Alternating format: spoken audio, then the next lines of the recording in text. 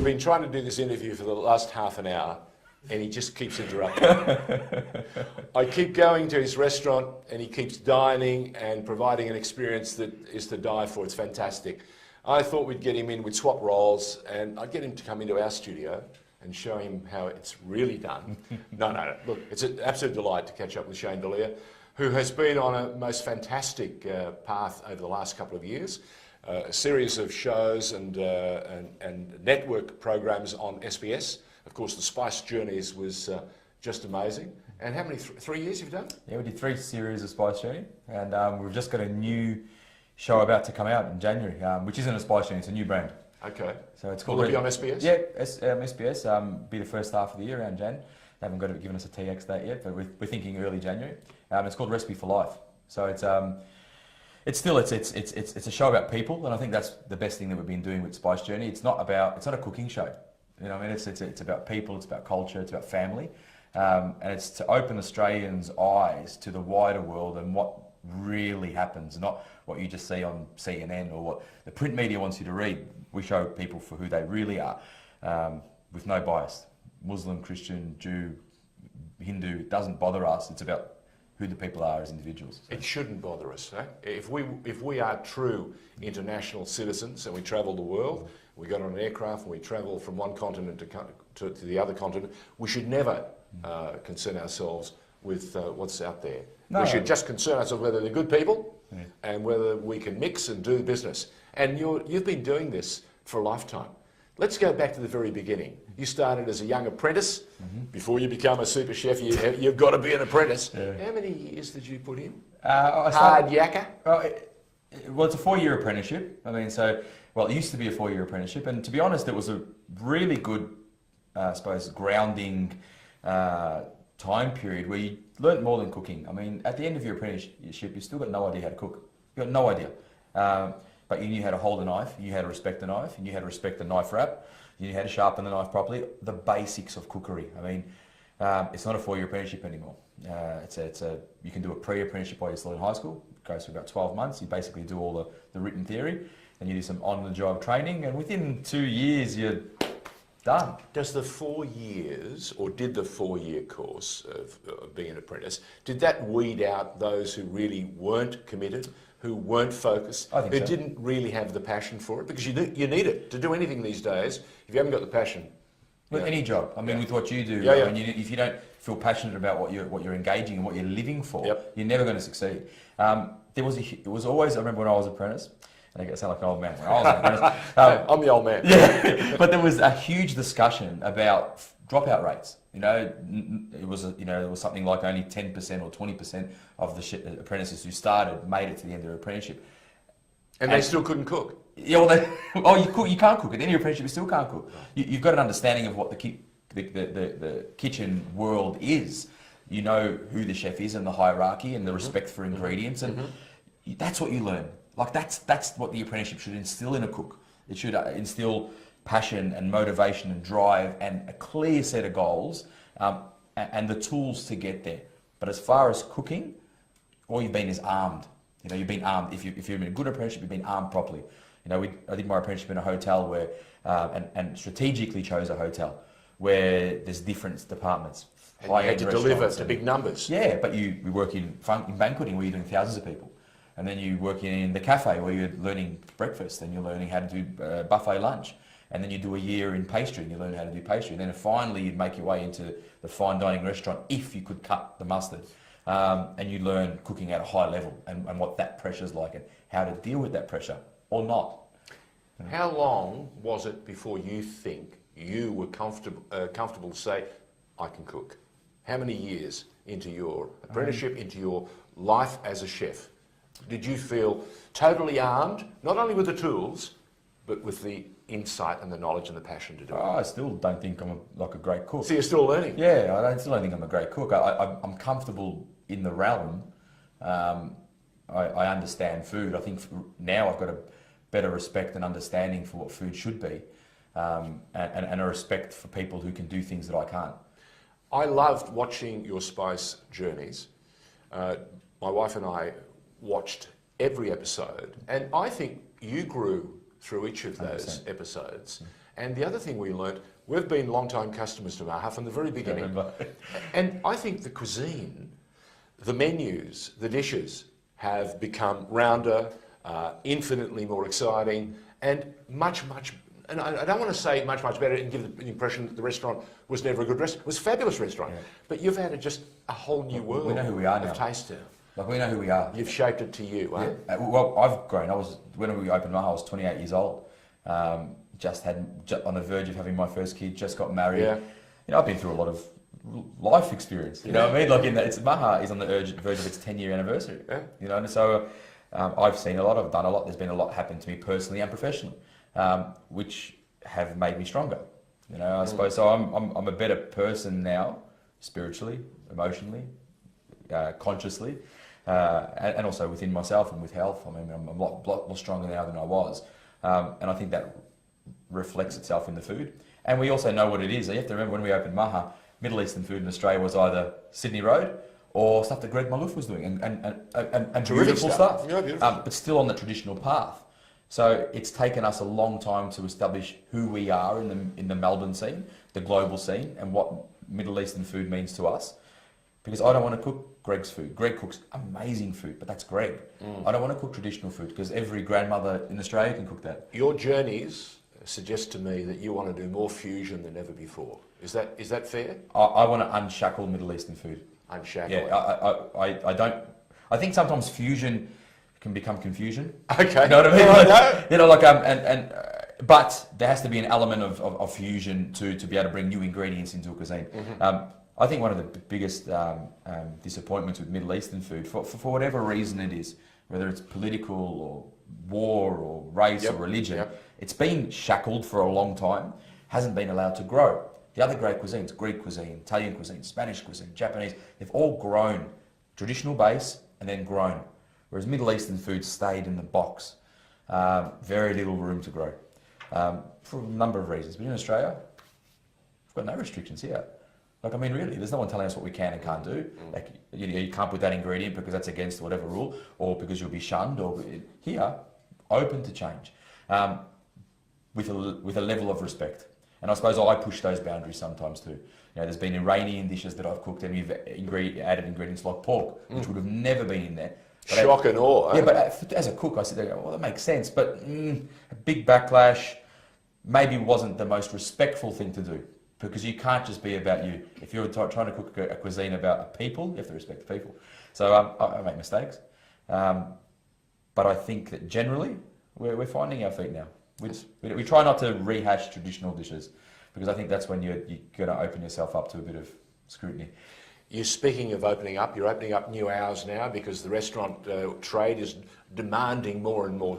And the city, of course, being a restaurant in the city, more people want to access it at times that suits them. So what are you doing now? New hours for Maha? Yeah, from now. We started opening Saturday lunch as well. Yep. So we've been a traditional 7 dinners a week and 6 lunches. Now we're 7 days lunch and dinner.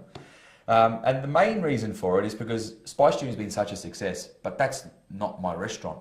My restaurant's Maha. But people still want Spice Journey food. And I want to cook that food too. We've been in the restaurant, Di and I, and we've listened to people next, we want to have this, we wonder if he's having this on the menu, yeah? And as they saw it on episode 3 of series 2, and I'm sitting there thinking quietly, I think when he comes around, he might say to them, not this time. Well, it's but that's wonderful. Yeah, but it's great. I mean, it'd be stupid to put my head in the sand and not give the customers what they want. And I actually enjoy cooking that food.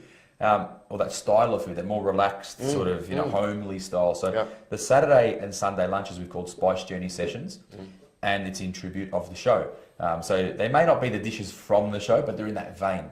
You know, set price, family lunch. You know, we relax a little bit. The waiters stick the bottle of wine on the table. You help yourself. There's kids running around. It's a lot more relaxed, and we think that's what our customers want. So we're going to give it to them.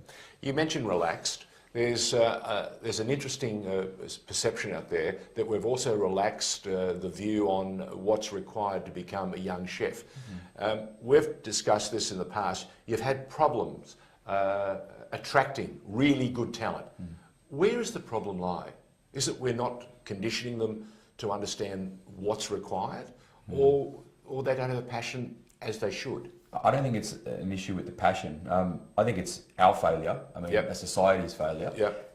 That we've enabled the traditional structure to be broken down for whatever reason. Now, I'm not a politician, No, no. and I don't profess to understand why things were done. All I can see is the impact that it's had. Okay. So traditional apprenticeship, 4 years, very rigid, no real discussions around how many hours it took to do that. It was just, it's a 4-year apprenticeship and that's what you do. And people worked really hard. It was a really hard instilled work ethic from day one. I started my apprenticeship when I was 15. So from a young age, I was 20 years old. I had my papers, I was ready to go and ready to sort of prove my worth. And you had a tough teacher. We had plenty of tough teachers. Yeah. We had plenty of tough teachers. But at the end of that apprenticeship, it wasn't so much about, okay, well, how much am I going to get paid and how many hours am I going to do, or anything about work-life balance. There was work and there was life. The balance bit I'll worry about later. You know what I mean? So Just do it. Yeah, just do it. I mean, and that's where I see the biggest shift.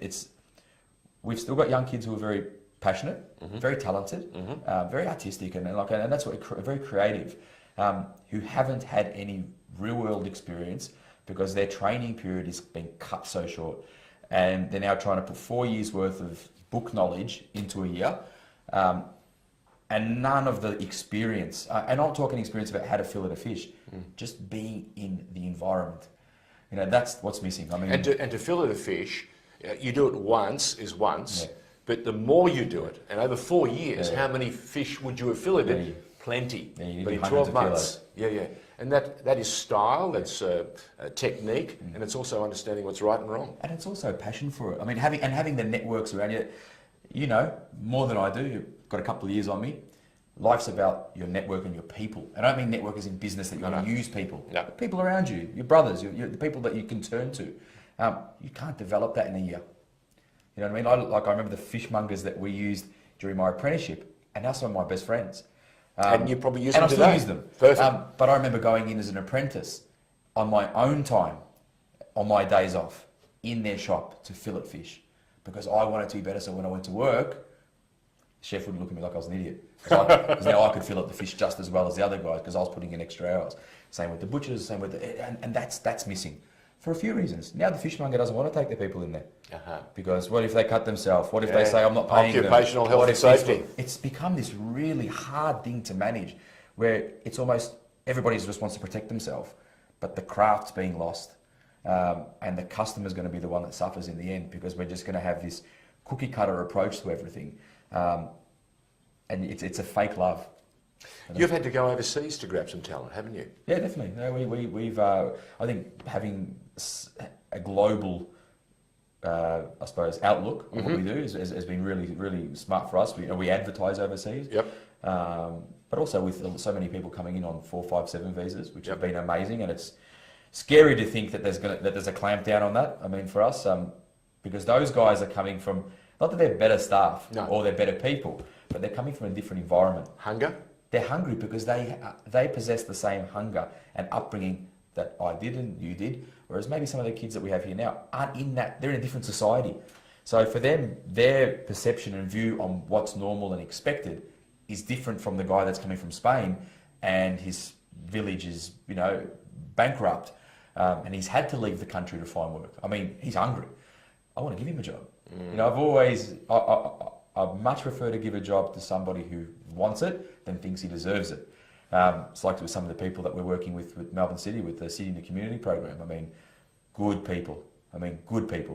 And young leaders, you can see it in them. Oh, 100%. Yeah, which is an exciting thing. Yeah, and these people are, young Sudanese boys and girls, Ethiopian, Somali, living in one-bedroom commission flats in Collingwood with 6 or 7 people. Now, and they've been given a chance through this Citizens program to travel to London or to Europe and to speak in forums and actually, for the first time, have a voice. And an identity. And they come back, it looks like you plugged them into the PowerPoint because they come back a terrifically more rounded person, which is just exciting. And it makes my team better. We've got a young boy named Wilson, who's one of the boys you're talking about, the one that went to Manchester, and he works with us in the bar at Maha. Now, I love having Wilson there. makes me feel good. But I make sure that the rest of the team know who Wilson is and what he stands for. And that they have to lift their game. He reminds me of my dad. You know, my dad came here wanting what... Who, the one I thought was your brother? Yeah. We should add, many years ago, we're both Melbourne City fans and club ambassadors. And he jokingly said to me, I've got my brother over there today. And he actually had his father with him. So I've got up on the microphone and I've gone, delighted to have not only Shane Delia, the club ambassador, but his elder brother. And of course, he comes back to me and says, no, I was only joking, that's my father. So from now on, I look at your father and I go, yeah, bro. Yeah. He's a good looking bloke. He's actually a very handsome, smart guy who has had, clearly, a fantastic influence on his family because his sons... shine, mate. Dad shine. instilled in us Big love. well, big Special love, respect, but also a sense of accountability. I think, and we're fortunate enough that now people want to hear your story. I mean, people want to talk to me and ask me. You know, it's always the same question. You know, what's the secret? You know, and I always think if people have got time to ask what the secret is, that's the problem. I mean, I've never had time to sit there and I wonder what the secret is. I was too busy trying to find out myself. You know? See, you've explained this secret. The secret is you've got to have a burning desire to want to be better. Yeah. And I think at the end of the day, if there's no burning desire to be better in whatever it is, football, in the kitchen, in the schoolrooms, on air. I see a broadcaster. People say to me, "Oh, you were a national anchor in 1980, which is an awful long time ago." Yeah, but I knew nothing. Like you said, you came out after 4 years. And you couldn't cook. Well, you didn't think you could cook. Well, you could cook, but you didn't think you could cook. I was on air doing the national news, and I was a novice. Nearly 40 years on, I think now I've got a fair grasp of what's required. But I want to improve every day. Of course. So that drive, I think, is the secret. Yeah, and also I think that having a respect for the people who have given you the opportunity. Like I think about my dad and his family, my grandfather. You know, Dad came to Australia at 17 by himself, you know, just with the hope that one day he would meet a woman and then he'd have a family and he'd give that family a great opportunity. Now that's me that he's dreaming of. Yeah. So he did everything he could. He worked 2 or 3 jobs. He worked like, you know, very selfless to fulfill his dream. But his dream was for the betterment of my life. So how can I not, you know, work hard? How can I sit there at home and thinking, good life, good country that we live in? You know, what about the person whose dream was to see me succeed? You bring him in. I have to. I mean, how can I? I can't relax on the beach while Dad's sitting at home just waiting for me to succeed. I mean, I need to fulfil that dream. No. And the best part about it is I've watched him now on many occasions, and he's beaming because you are the embodiment of his dreams too. I know what you're saying. But you are the embodiment of his dreams too. He gets an enormous pleasure, not only seeing you rejoice when your teams are winning, and congratulations to the Bulldogs last year, made history. Now get the City boys up. We need the history for us. Good year. Can I just say, we wish you every best endeavour with your new television program. Thank you. And it's called, what's it called again? Recipe for Life. Recipe for Life. I reckon, if you listen carefully to this interview, you've given us a recipe for success. Thanks. All right? You're a great mate, you're a great city ambassador, and I think you're a fantastic role model. And can you leave us with one message for the next generation of kids who really want to be special in whatever their chosen endeavour is? A message for the next generation. Yeah. What would you say to your kids? It would be just you have to be happy with yourself. You know, I want my kids to be happy with the people that they are and the people that they surround themselves with. And I think that if they live selflessly, everything will be okay, because you'll find your own desire and your own passion along that journey. And you'll attract like-minded people to you, won't exactly. you? So if you respect the people that are around you, I mean, you don't have to live in their pockets, but just respect them. Respect them for who they are. They can be different from you. But you all add something to the journey, and the journey will just take its shape. You can't construct what that's going to look like. You know that, I know that. You think you can, but it's going to go where it's going to go. If you're true to yourself along the journey, it's going to be happy. I mean, it's Mate, going to be the only time that happens is when your autopilot Mercedes is taking you there. Can I tell you? That's a great autopilot on the Mercedes. I use that all the time. If you're a member of the constabulary, it's okay. He only uses it to park the car. Okay? And when I'm on the freeway, it does it by itself. Yeah. Never around town. Shane Delia. Thank you, mate. Thanks, mate. Fantastic.